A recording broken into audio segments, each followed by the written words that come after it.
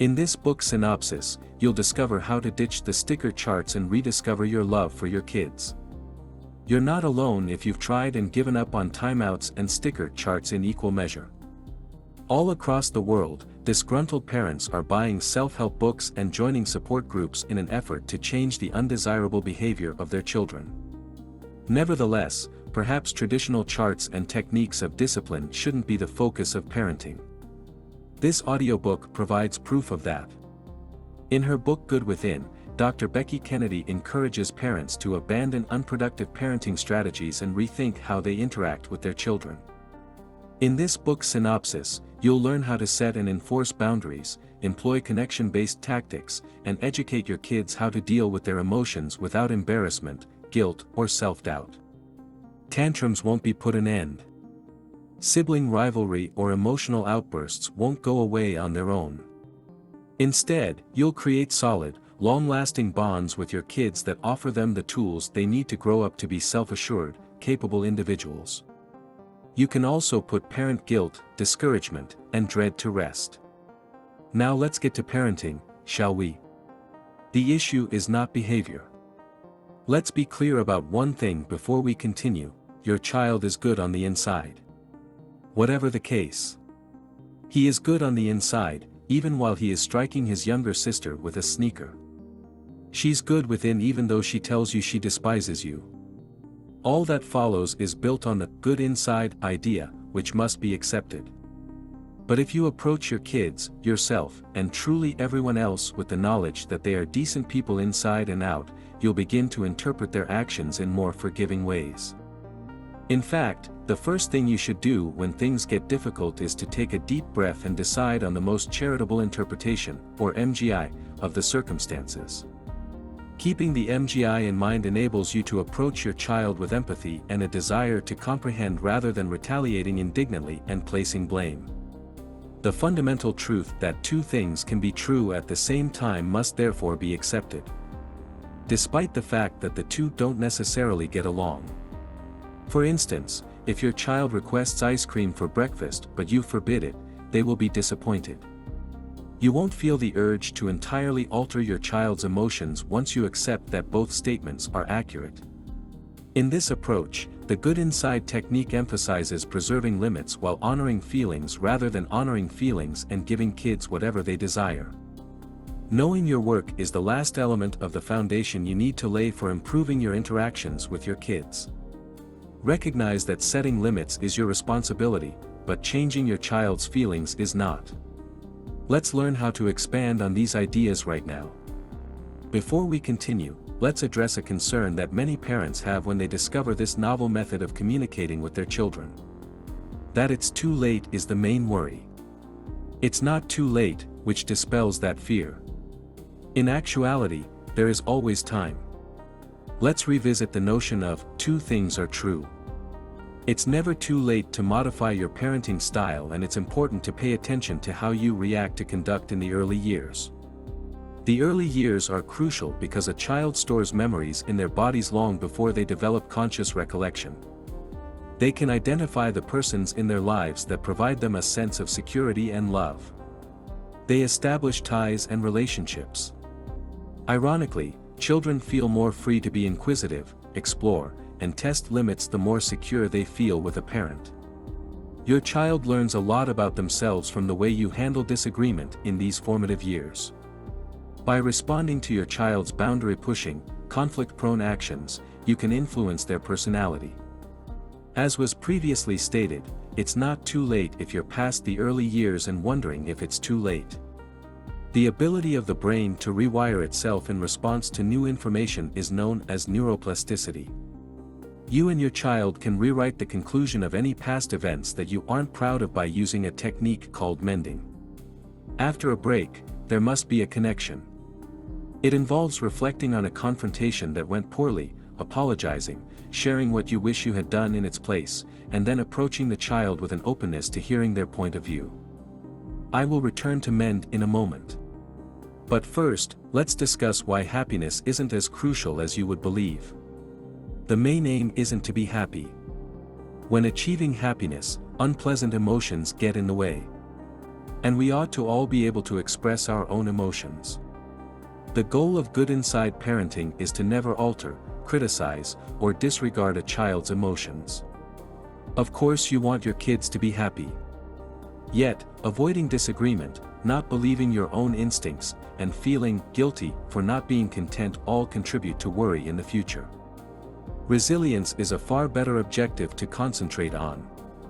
A resilient youngster is able to control their responses, comprehend and believe in their emotions, and feel at ease in their own skin.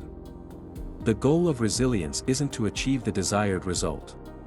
Keeping boundaries is your responsibility, handling your child's emotions is not.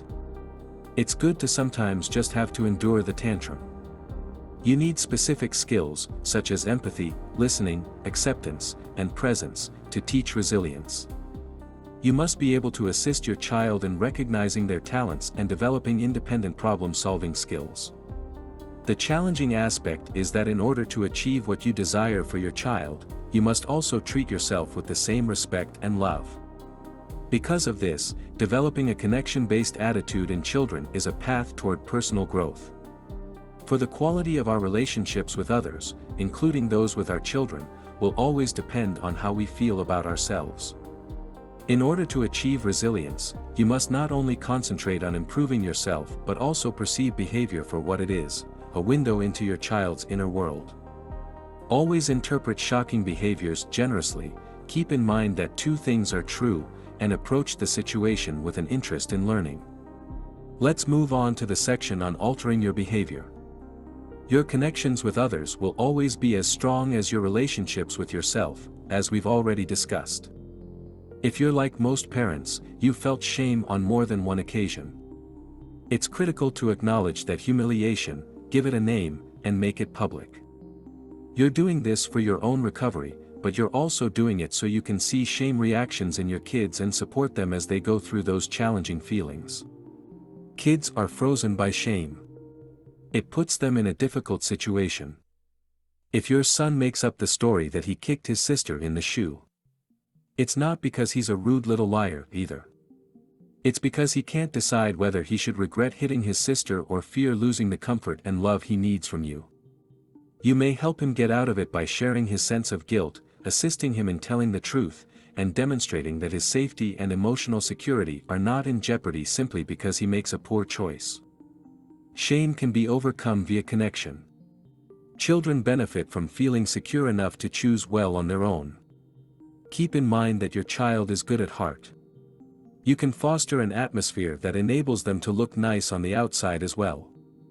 Speaking the truth is one approach to foster security and connection. Children could ask questions when things are tense.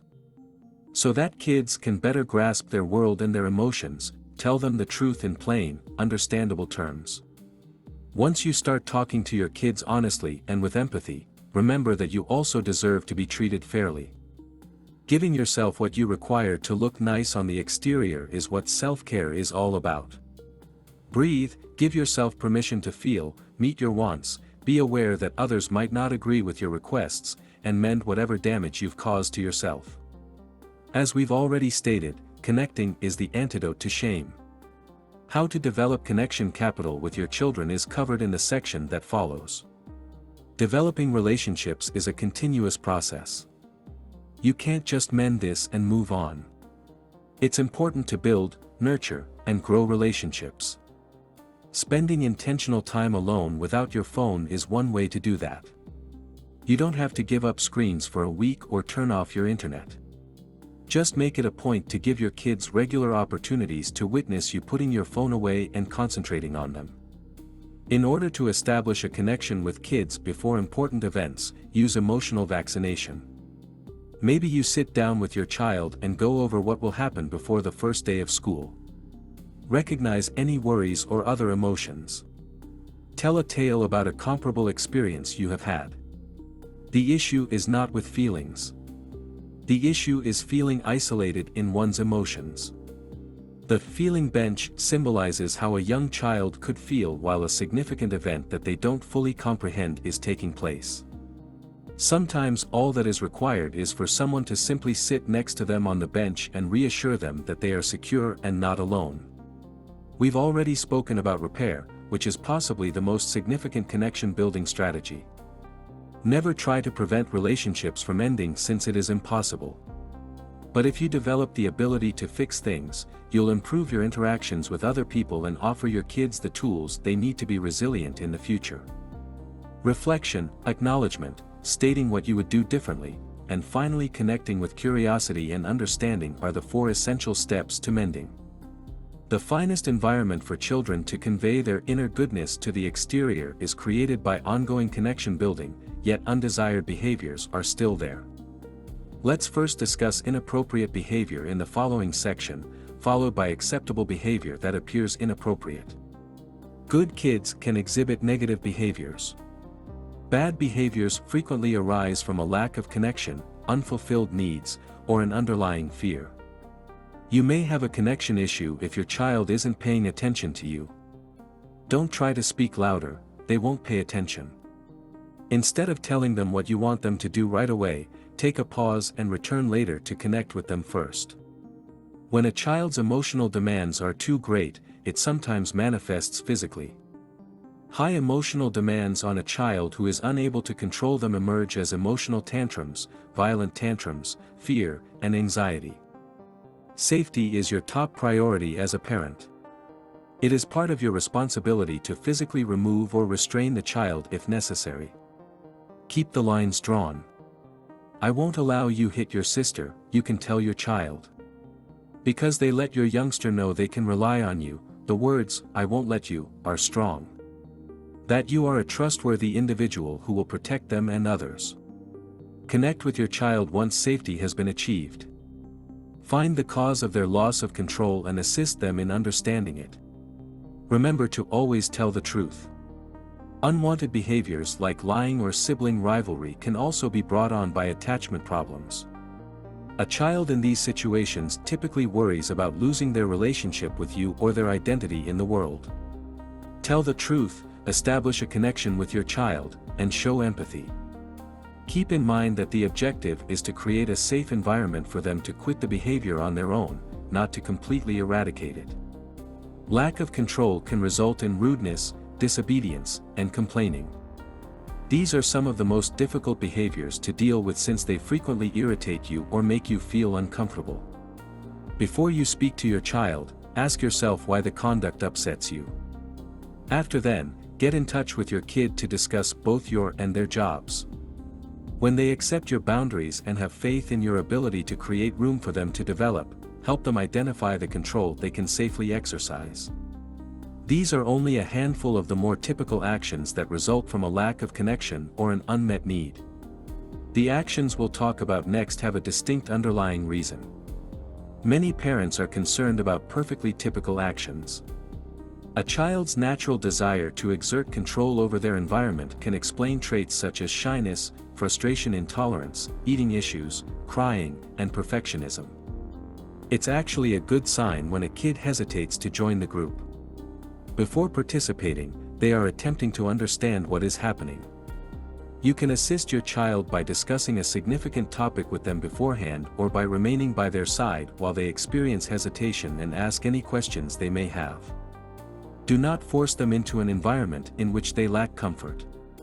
In the end, you want them to be able to trust their feelings, and if you force them into something they don't want to do, you'll be telling them their feelings are wrong. Controlling the surroundings is also a goal of crying, perfectionism, and frustration intolerance. Your aim should be to support your child as they move through these emotions rather than trying to get them to stop. A child should be able to persevere in their job while experiencing some level of irritation. Sit down with your child, talk about your own experiences, and give them the confidence to express their feelings. Food disputes are frequently started by parents. The most basic responsibility you have as a parent is to provide food for your child. Receiving a child's food rejection nearly feels like a personal jab. Keep in mind that it is your responsibility to feed them properly. You are not supposed to make them consume it. In the end, you want your child to develop resilience and self-assurance. You want children to be able to handle challenging circumstances, grasp consent, uphold their own boundaries, and develop their interpersonal skills.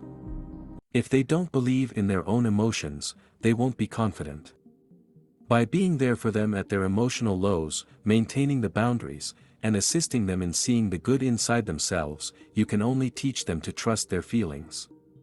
The good inside method of child rearing is ultimately about respect and love. Most behaviors that children exhibit should be easily understandable. After all, even as adults, we still engage in many of those same behaviors. Realize that modifying behavior isn't the main objective and that behavior isn't the issue. Within, your child is good. They are acting in this manner for a reason. You must establish a connection before you can address their behavior. You have to enforce boundaries. And by carrying out these actions, you're fostering an atmosphere in which your child can feel secure, cherished, and attractive from the outside.